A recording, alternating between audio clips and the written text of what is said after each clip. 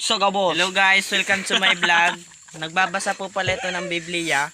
Magtirindog daw ang gabos. Magturukaw ang mga padre. Matukod ang padre. Ito po pala si Kuya Insan, GM. Yan ang pugi namin. Yan ang pugi namin. Pugi sa kabukidan. Nagkabayo sa karabaw. Nakatungka. Magaling po to kumakabayo ng baka. Tinitira, kinukuyan niyo pong baka.